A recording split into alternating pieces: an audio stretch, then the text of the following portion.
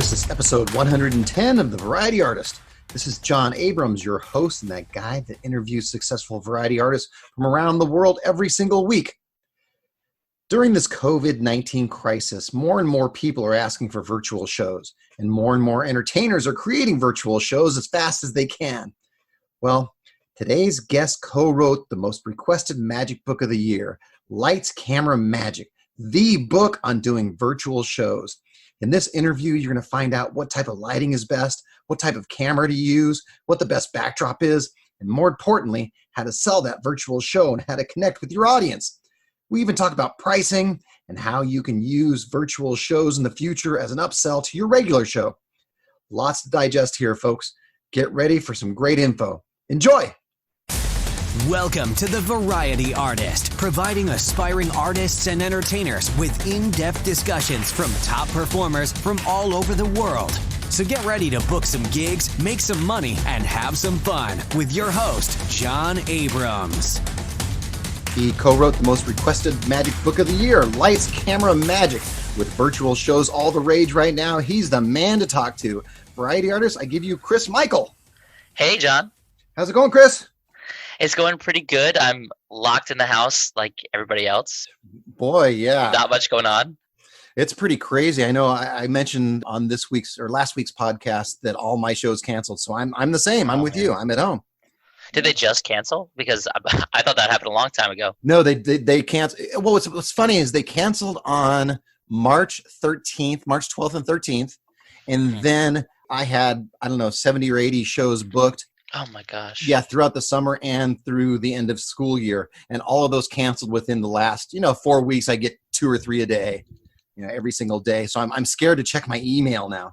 Yeah, I know. And it's moving further and further back. I just got a request this morning for a show in October, like just a regular full on, 75 people. And I'm like, I'm glad that people are still at least booking things, but what if we're in August, then they might feel like, hey, we're not sure about this anymore. We want to be confident in this date, so let's reschedule. So I'm apprehensive to put anything on my calendar, but you might as well, Yeah, you got to book it up, man, if they call. Yeah, definitely, for sure. So at the end of this podcast, we're going to have some fun with the fact or something John just made up. But before we start that, what kind of art do you do for people that have never seen you before?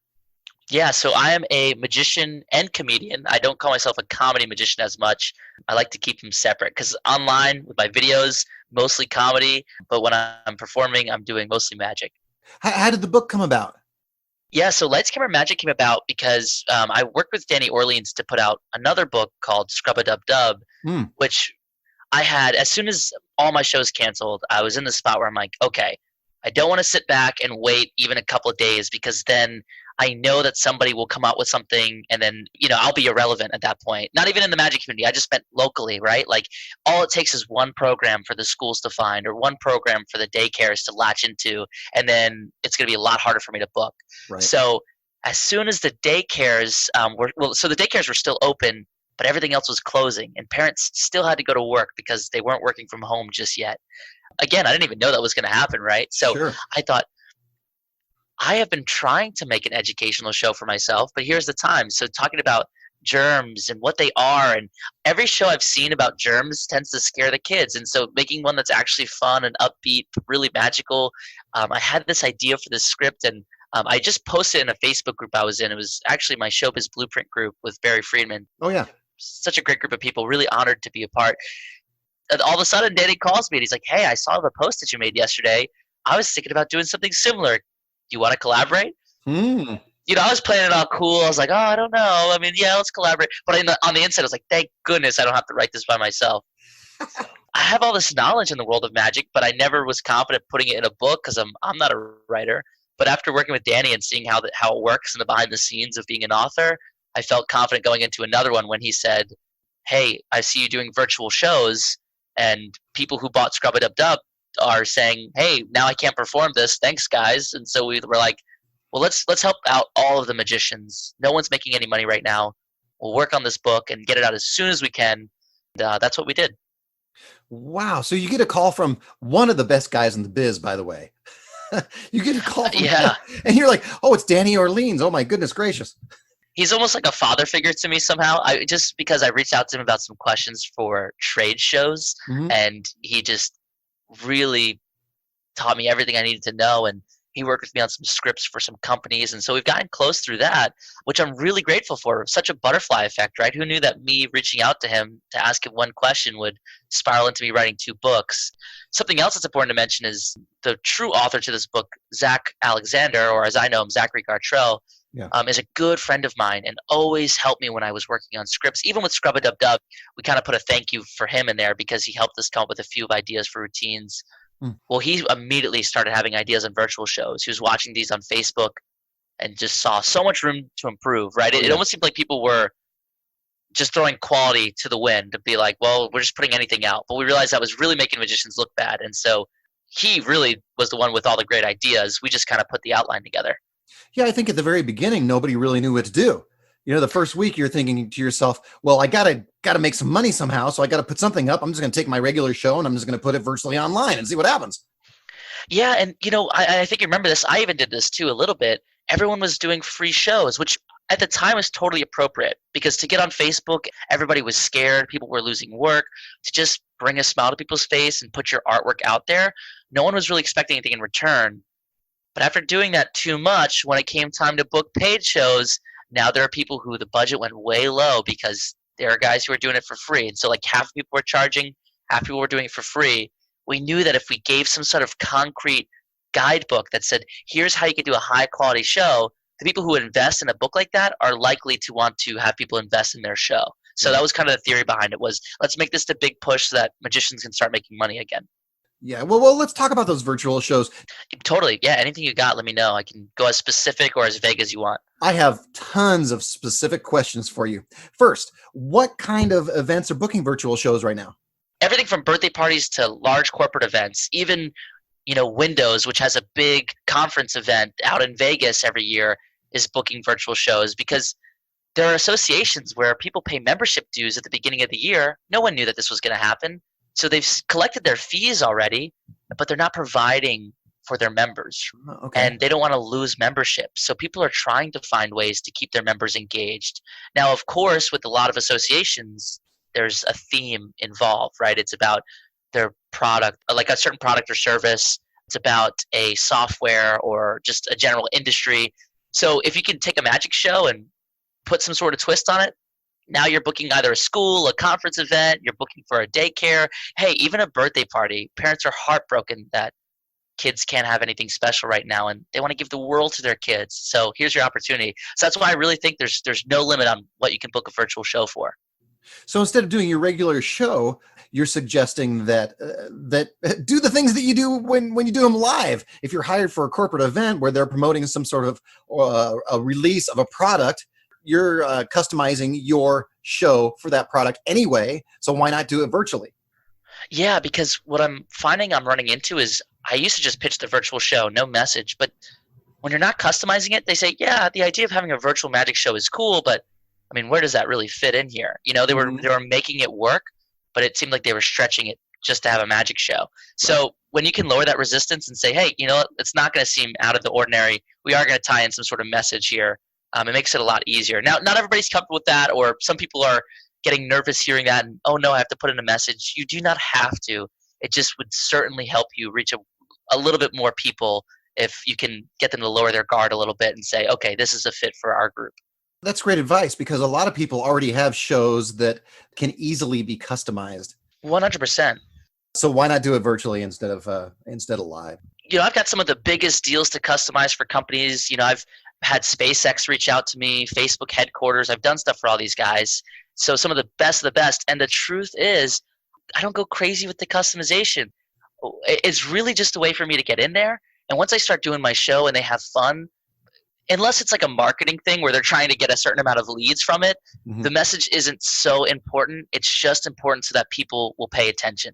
Yeah, I understand exactly what you're saying. Now, of course, talk to the client so you know their expectation, because if they're expecting people to be able to walk away with outcomes from that, you do have to make sure you're incorporating the specific lessons or outcomes that they want to achieve. That's a whole different topic. Well, here's another question. Why is it, we were talking about doing free shows before. So why is it more advantageous for somebody to actually pay for your show or maybe even sponsor your show? Okay. Yeah. Sponsoring would have been so great. And it's still great, but I think at the beginning of this, man, there was such an opportunity for somebody to get a show sponsored and bring it out to daycares, libraries, anybody who was looking for a program that was kind of the center for their community. A good friend of mine, David Knight, he put together a show with Scrub It Up Dub and got it sponsored and did some huge things with that. Companies are really looking to be a light for these people right now. They need to stay top of mind for their clients, especially if they're still servicing them. They can't do in-person events. And so right now they see the opportunity in the same exact way the magicians see the opportunity, and they're trying to make it work. So when you can say, hey, I know you've been really trying to do something, let me just give you it pre-packaged with a bow on top. All you have to do is put up a little bit of cash. You're like, yep, I'm in. And with sponsored show, or sorry, with not sponsored shows, but just like doing shows for money as opposed to for free, it is advantageous because now they're associating a value with you as a performer, and it's this, we call it the price of a lobster dinner effect. If you offer a lobster dinner for free, you're going to have people show up late. They won't be dressed nice. They're not going to respect it. They'll leave a mess. They'll also complain that why is his lobster bigger than mine, and why was this way? But if you charge $500 for that same lobster dinner, people dress nice. They're on time. They're respectful. They clean up. They don't complain about the size of lobster because they know that if they're paying $500, they should be getting whatever their value of $500 is. It's just such a shift in the mindset. And as a performer where we are our brand, putting yourself in that position where you're worth something not only helps you provide more value for them because you'll be more motivated, but it helps them think that there's a higher value associated with it so they could do a better job promoting it, getting people excited, knowing that this is something truly unique. I found that to be absolutely true. More online even than in person, because I teach magic classes is what I do. And I offer a free magic course. When I offer a free magic course, I'll have 35 people register and 8 people will show up. It doesn't appear to have any value. But if I were just to charge $5, if I were to charge $2, I think a lot more people would show up just because they have a small vested interest. There's this really funny principle, and this is so weird. I know that there's other guys who do this, and I'm pretty open about talking about this, even on my own podcast or with my friends that I work with. But I've really went this route of marketing myself as a celebrity magician, mostly just because I was performing for these big companies, and I was like this young guy who like didn't really dress in a suit. I had that, I guess, like that vibe or energy to me. And I realized when I was marketing myself as a celebrity magician, but I was charging $300 for a show, there was this disconnect. And people were like, what? That doesn't make sense. So just through the title alone, I was able to raise my fees. And I think that because I charged a higher fee, my show was perceived as better, even if I didn't change very much, which of course my show is always improving and changing, thankfully. But at the time, I was just that shift in knowing what my value was enough of a wake-up call. Sure. Well, let's talk about pricing then. How does someone go about pricing a virtual show as opposed to a live show? So I'm super glad you asked this. I see all the time magicians saying, oh, I just charge them half what my normal in-person rate is. Or, yeah, I gave them a discount because it's a virtual show. My thought process on that is, no, don't do that. For the first few, totally cool, because again, you may not know that the value is there. You may not be as comfortable, right? So the performance might be lesser than, just because the nerves are going to be there again. Let me tell you, I haven't had nerves stepping onto a stage in a couple of years. Yeah. My first virtual show, oh my gosh, it was like starting over again. Yeah. I did charge less for that show because I'm like, ooh, like I don't want this client to hate me if I charge him $1,000 or whatever and I do like a $100 type of show, So it's okay just to get your legs to charge a little less, build that confidence. But the way that I see it is the only thing that's really different here is the travel, especially if you're doing a Zoom show where you can still engage, interact, make connections, ask questions. The only thing that's different is having a volunteer on stage to physically hold props or physically do tasks. But you could have them do that at home. You just got to be a little bit creative. The amount of time that it takes to set up your show is probably still the same. The amount of time that it takes you to do your show is probably still the same. The impact that it has on the people isn't less because it's virtual. Right now, it's more because people have been doing the same thing day after day, looking for something different and unique to latch onto. And the best they can find right now is a new show on Netflix. When you can get in there and make them smile, ask them questions, and let them show off in front of their fans, their friends and family, and you can create new fans that really do get to know who you are as a person because they're interacting with you, that value is still there. It doesn't go away. If anything, the amount that you had to pay for the equipment, the camera, the lights that you may not have had, the space in your home that you're taking up, Yeah. the training that you had to do to listen to this podcast, right? This is work for most of you guys. Listening to this, don't think of it as free time. This is work for you to educate yourself. Right. If anything, you have to spend more time, more money on these shows than you would an actual in-person show. And I think you should at least be charging the same amount, if not more. And I know certainly some guys who doubled their fees and they're killing it. How do we change the perception of the people who are hiring us for the virtual shows? Because some of the perception, because we did things for free and for cheap at the very beginning, their perception now is, well, they're going to do it for half the price. Right. And I am totally thinking about this every day. This is what I wake up and I think about, and I'm trying to find the way through this. What I have found to be working, and I don't know 100% why people are paying my full rate and like excited to do so. I think part of it is just putting together a promo video that shows reactions. Because right now, the same way that we think that the show might be less valuable, so do the people who watch it. They're like, but it's not in person. It won't be as cool. But you show them a video of people opening their mouths wide, kids giggling. You show your setup, what the show looks like. As soon as they see that, they get this feeling in their heart. And people will buy with emotion, not with logic. And right now, everyone's forced to use their logic to think about new ideas. So move them out of that logic into emotion, and I think that you'll have a better time converting a higher dollar show. Great answer. So let's talk about the show itself then. What are the best practices kind of to connect with our audiences? I know when we do it live, we have our big audience reacting to us back and forth, and we don't have that when we're doing it virtually. So how do we connect with our audiences? Yeah, and just for some credibility here, I've seen lots of virtual magic shows. Ever since the book came out, and even before then, magicians were asking me to review their show, give some feedback. Zach Alexander, the co-author in this book, really, he is the main author. I mean, he did a lot of the legwork there, but he watched some shows and we collaborated and talked about them.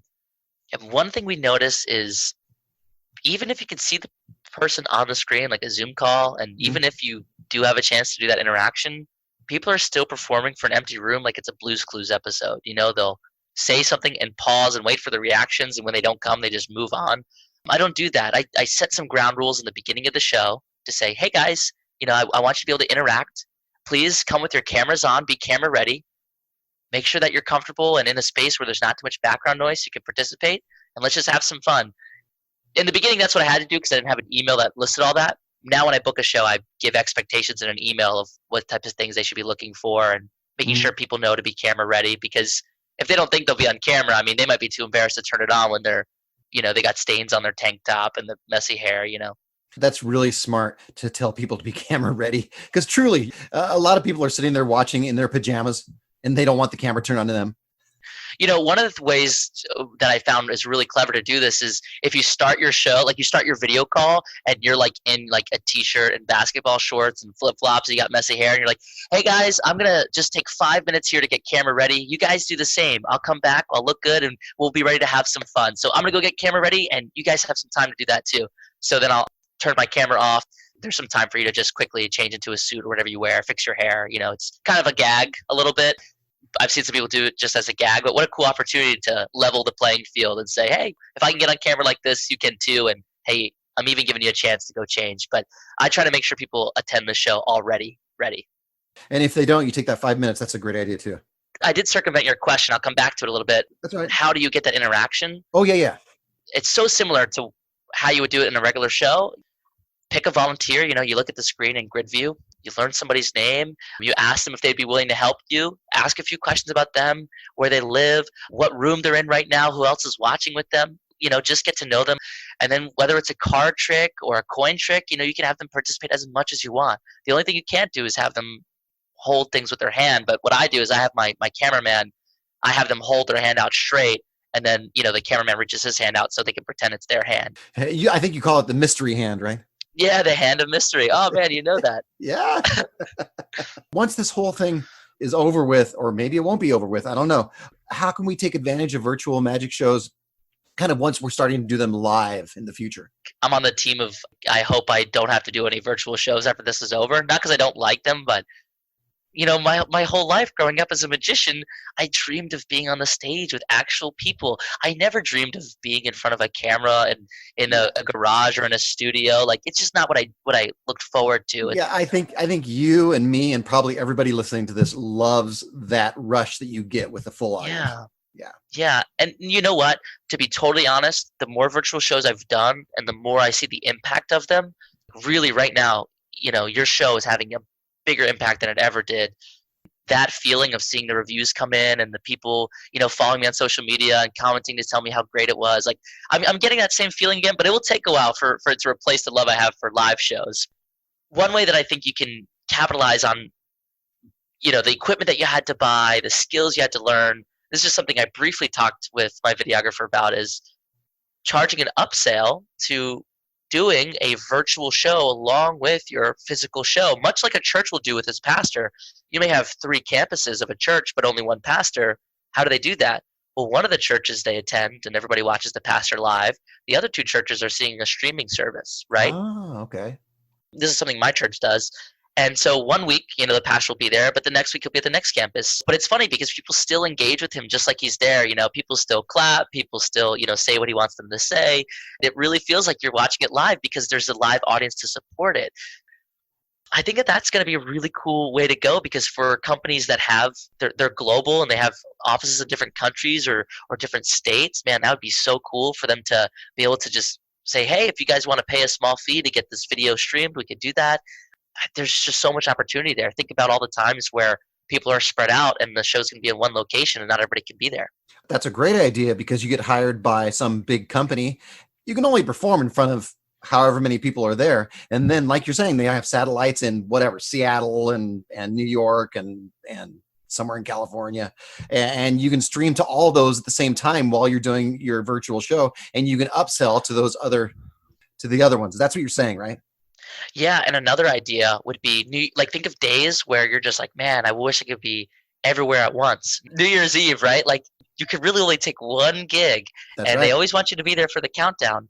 Well, now maybe you have people, and maybe this is the type of thing where I don't know exactly how this would work because I'm literally thinking about this in this moment, but having different people sign up for a spot in a live countdown event with a magician, and maybe you do it in one location, like for an actual physical show, and that's the one that offered the most or you were the most excited about. But the other people who either maybe couldn't pay your full fee or didn't book you on time, well, now maybe they can get access to this video version of it, this big countdown. That's an interesting idea, because not only do you have New Year's Eve, but all of these holidays where you can only do one show. Halloween.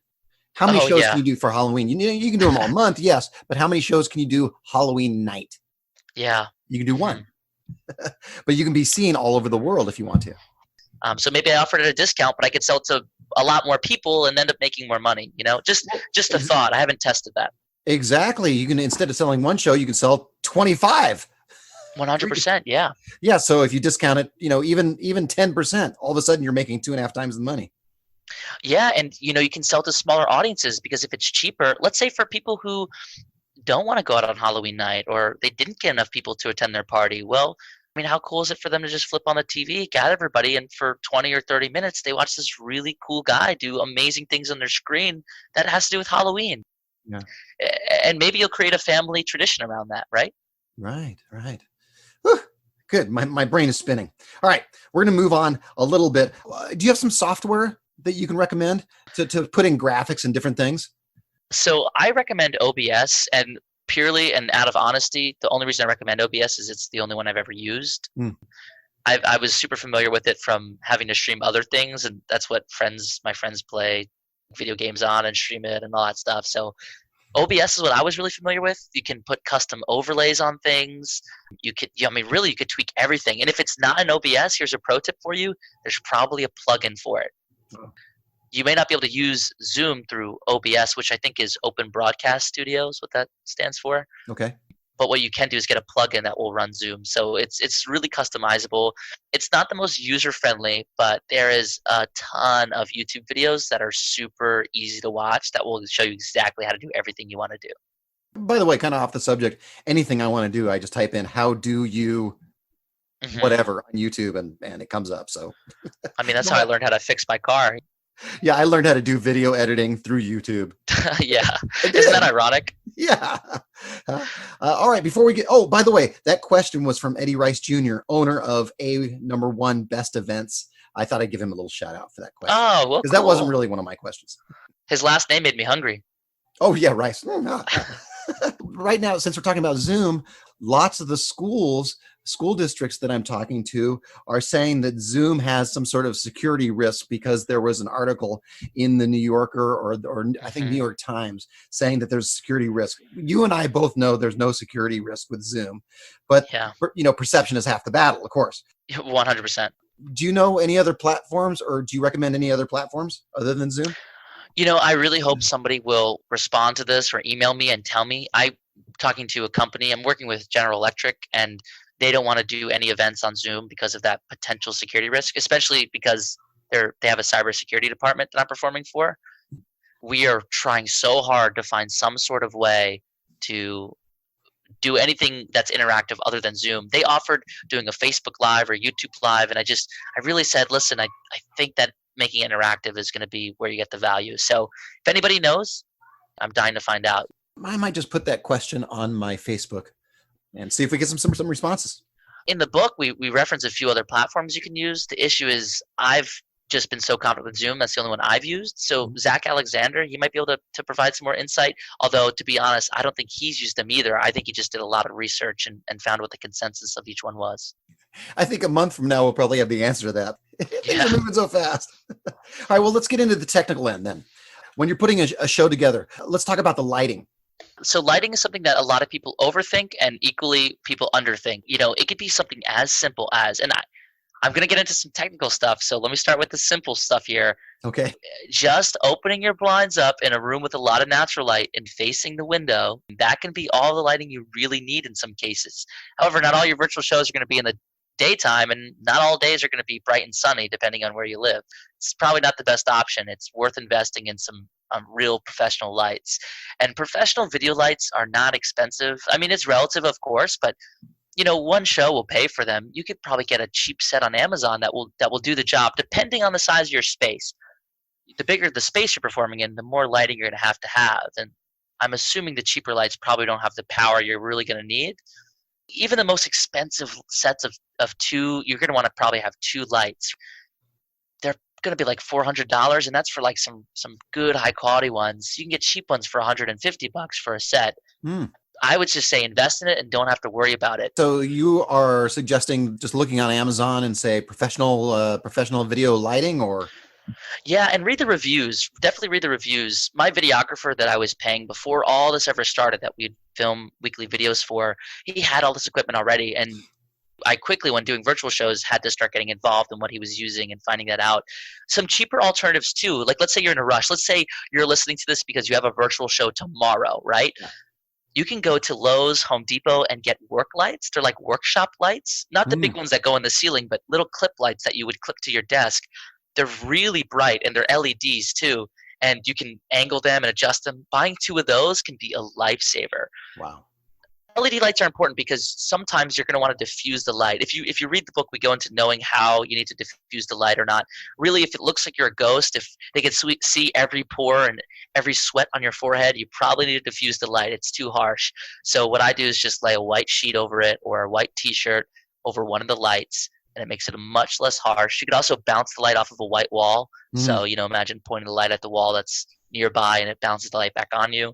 Another great way to go. Those lights are not as good at diffusing as a video light would be because they're more direct and pointed. They have like a smaller, the light comes out in more of like a laser beam type of way. What's the word I'm looking for? They're more narrow. Yeah. Yeah, as far as lighting goes, just really don't overthink it. Don't let it stop you from getting on a video. I mean, even if, like I said, you're facing a window and people can see what you're doing, that's great. The real way to know if your lighting is good is if people aren't thinking about your lighting, it means your lighting is great. If they're thinking about it and wondering if it could be better or thinking if it's too much, it probably is. If they don't notice, that's what you're going for. And look at your face in the camera. Yes. Like you can probably tell. One of the things I bounce it off the walls is what I do. Mm-hmm. That if it's directly on my face, it's way too much. Oh, and don't forget the easiest way to diffuse, just pull the lights back. Pull them back a little bit. You might be too close to them. And that's my issue most of the time. So that might be it. I want to add to this. You mentioned it, but I'll just say it again. Check it in the camera. Don't check it with your eyes. You might look fine in real life, but on the camera, you might look like Casper the Ghost. So that's important. Well, let's talk about camera. Most people, and me included, use my video cam because that's what I had when this whole thing started. So what do you suggest for people that have a show, this week, next week? With camera, here's the thing, is like talking about it is so much because it depends on the lens, the type of camera. It's like I can't give advice unless I know exactly which one you have. And even then, I don't know what I'm talking about. My videographer does all that. He's given me tons of tips and pointers, but at the end of the day, if your lighting is good and your backdrop is great, Zoom is going to compress the quality anyway. So just make sure your phone isn't like, it's not making things look like it's in 8-bit. Yeah. Make sure you have a high quality camera on your phone. If you don't, invest in a cheap camera that can shoot in 1080p, and you'll be good to go. Zoom's not going to let you output more than 1080p. So just something to consider. You don't have to go too crazy. Just make sure you also know how to use your camera if you do buy one. That's a challenge a lot of people face is they buy it, they don't know what buttons to press. Right, and if they're doing it by themselves. So here's a great, a really, really awesome way to go. If you have an iPhone or multiple iPhones, you can buy the older ones too. There's something called Switcher Studio, and Switcher Studio will allow you to set up multiple iPhones or iPads and switch between them. Oh.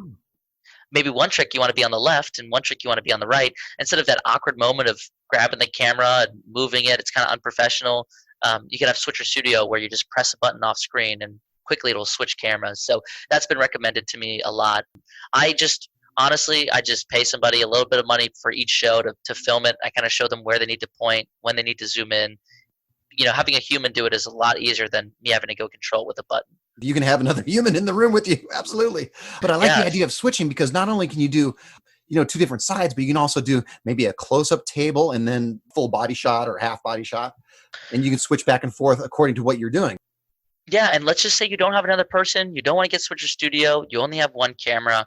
If you're going to move the camera around, just make it professional. Try to iron out the flaws in that. I would do something like, let people know, hey, I'm going to go ahead and get prepared for the next trick and bring you guys close. I'm going to shut the camera off. And while I do, I need you to do X, Y, Z. Give them something to do. Or say, hey, I'm going to play some music. We're going to open the cameras back up in 2 minutes. Let's take a short bathroom break and grab some water. Interesting. It just makes it seem like you put a little bit more thought into it. It's not like you were unprepared. I just feel when I have to go and move the camera, it's like, oh, this guy didn't really think this through. Okay, let's talk about the backdrop then. Tell us a little bit about backdrops. Yeah, super cool tip that I didn't really think about until I was watching other virtual shows. I'm like, why are all these people performing in front of the corner? Well, you might probably know this, but when you're performing in front of the corner of a room, you get that dimensionality. If you're performing in front of a wall, you can't quite tell how far you are from the wall, right? So that's just kind of the most basic thing right there is if you have the blank wall where the two corners meet and there's nothing too distracting there, that can be a good backdrop for the very, very, very beginner, as long as you can have good lighting. Mm-hmm. What I do, and actually this is what I'm sitting in front of right now, just in case I'm not able to get to my studio, I just have some string lights along a wall behind me with a plant, a salt lamp, and a nice black table. And when I turn it on, it's got this really great, cozy, kind of peaceful vibe. I thought that would be good because if I'm ever doing it from home, I want it to feel a little bit cozy. That's kind of what I'm going for. Sure. Otherwise, I set up in a garage and I use my full stage banners, my full stage step and repeat backdrop, the lights, and my case. So I try to fill up as much space with my logo as I can just to make it look professional. Please don't perform in front of your messy bedroom. Don't keep it too intimate. I've seen it. I promise I've seen it. Don't perform in your kitchen. And if you perform in your kitchen, wash your dishes. Don't let your dishes be in the background, I've seen all this stuff. And you could really just hang up a white sheet behind you. But here's the thing with that. When people do that, the light shines through it. And it's just got this weird look. So try to have a solid color backdrop at the very least. Get artistic. You can make signs to hang up. You could buy some string lights on Amazon or find any around the house and put them up. Just try to make it have some sort of something that makes it pop a little bit. Mm-hmm. Have some light behind you. That way we'll outline your figure a little bit. Yeah, that was a suggestion from, I think it was Robert Baxt I was talking to, and he was suggesting put a light behind you facing up. Yeah, they call it a hair light. Yeah. So you pop out. Yeah, if you watch the video, you don't even have to buy the book to see this. Go watch the video for Lights, Camera, Magic, and I'm on like a black backdrop. This was a necessity because of the whole COVID thing. I couldn't get to my studio, and I couldn't meet up with my videographer, so I had to film it in front of a dark wall with a black sheet over it, and my hair didn't quite pop out. It looks like I'm kind of bald because my hair blends in. So that would have been a great time to use a hair light, but sometimes just out of necessity, that had to be filmed like right then. I just couldn't do it. We've done the technical. We talked about the shows. We're gonna do something fun now. We're gonna do fact or something John just made up. Sound like fun? Yeah, let's do it. All right, let's do it. Is it fact? Or is it something John just made up? All right, here we go. First headline. Chris has 8 grandparents.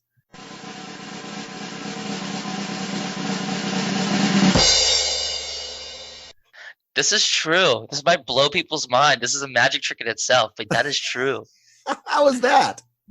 I got to do some math here. But so my mom's parents, that's one set of grandparents. My dad's parents, that's another set. And then I've got my dad's step parents. So my dad's dad remarried. You don't find that often because remarrying didn't really happen for the older generation. That's kind of a newer thing. You're going to start seeing that with younger people. So with my dad, his parents remarried. And so now I've got that set of grandparents I'm equally close to. So there's 6 right there. And then I have a stepdad because my parents split up. I have a stepdad, and then his grandparents, I'm also very close with. So I have 8 grandparents that I'm very, very close with that I talk to on a regular basis. Dang. Some I probably should talk to a little bit more. You're probably talking to him more now. I am. Because everybody's at home. I know. They think I'm not busy, and they're like, why are you not answering? I'm like, because I'm making fun of myself in front of a camera for people far away, okay? Oh, yeah, I think I'm busier now than I was when I was doing shows. Same. Mm-hmm. Yeah, trying to get things going. All right, headline number 2. Chris was attacked by a zombie.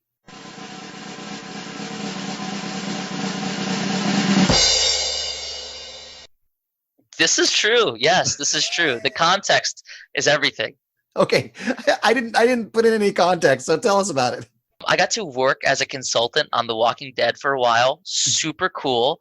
The word attacked is a little bit of a stretch, but I went to the what do they call it? Craft services where they have all the food for the actors. And there's just this lady, in a dress. I didn't really think much of it. I went to get some coffee. She turns around. She's got her full zombie makeup, and she bumps into me. I spilled coffee and I audibly made this noise. I went, ah! And I played it off like it was like a sneeze. I was like, excuse me. And I just walked away. And that was one of the most embarrassing moments of my life because talk about feeling like an outsider. I didn't feel like I belonged there. And now all of a sudden, things that people see every day are scaring me. Yeah. Okay, I have a zombie story. I can't believe I have a zombie story. About 20 years ago, I did a film called Revival House. The way the film is we were in this dark theater and we were all dressed as zombies, with the zombie makeup and the hair and the outfits, the whole thing. Anyway, I ended up dating this one girl that was also dressed in zombie makeup. So we ended up going out for coffee and having a great time.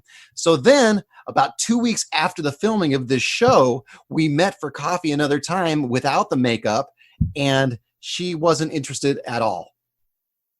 Something about, something about the zombie makeup turned her on or something. I don't know, but that's my story of zombiness.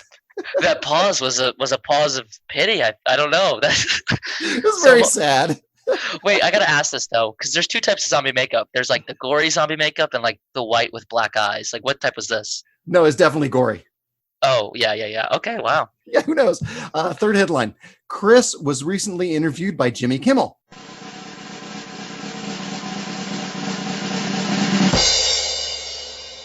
This is not true. Can somebody make this true? Darn, I was hoping. Well, maybe somebody after listening to this, somebody will make it true. I hope so. Fourth one. In high school, his friends knew him as Spaghetti the Magician.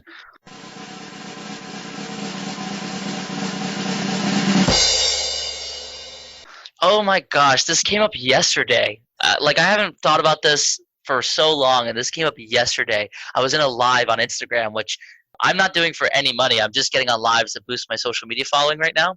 And some people I guess I haven't talked to since high school got in there and blew the comments up by saying, oh my gosh, it's Spaghetti. My real last name is Clarelli, Clarelli. Okay. To me, that's not difficult. I guess it is for some people. Maybe there's just a lot of L's in there. Nobody could pronounce my last name, and I was in ROTC, so everybody would call it, or JRTC, they would call each other by their last names. So, Smith or, Bowman, that's how it would be. So for me, they would call me Clarelli or Try, but nobody could say it. So they said, oh, it sounds Italian. Sounds like spaghetti to me. You're going to be spaghetti. And I was a freshman, and I go, yes, sir, I'll be spaghetti. And it stuck. And it still sticks to this day, I guess, because of yesterday. So that's why I go by Chris Michael. I couldn't, I knew I had to change my name to Chris Michael, which is my middle name, when I was running track. And they would call the people in the lanes. They'd say, lane 1, Daniel Smith. Lane 2, Sean Bowman. Lane 3, Chris. All right, lane 4. And I was like, okay. Chris Spaghetti. They just skipped it. I was like, uh-oh. You realize on your Facebook timeline now there's going to be all sorts of spaghetti memes and things now.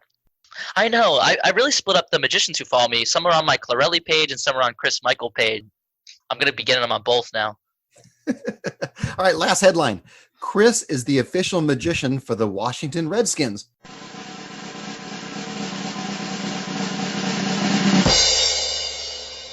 This is true, although fingers crossed that stays true. With everything that's going on, I don't know how much they need a magician right now.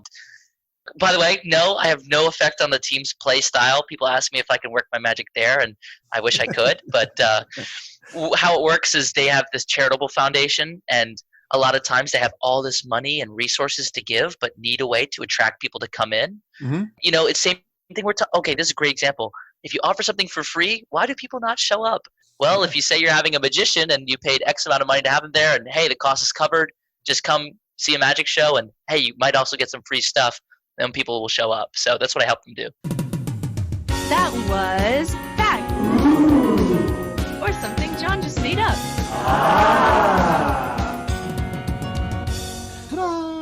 I love the name.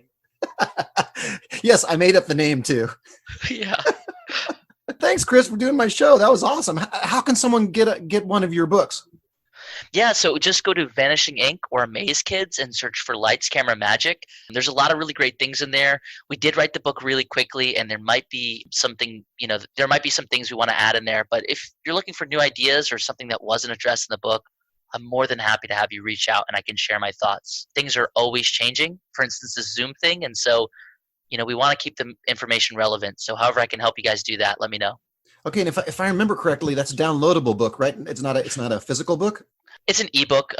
Physical books, for whatever reason, people don't like those as much anymore, which I prefer them, but service your market, huh?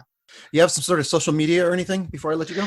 Yes. I'm really trying so hard to amass a following on Instagram. I've been working 18 hours a day on that for the past 5 days, and I've doubled my followers. But guys, I've got really cool things, and I'm not going to try to sell you anything or market to you. I just want you to get on there so you can watch my stuff and have fun with it. That's the truth. So go follow me on Instagram at Chris Mike, M-I-K-E, Magic, Chris Mike Magic. I'll follow you back, and I just want you guys to come have fun with me. Cool.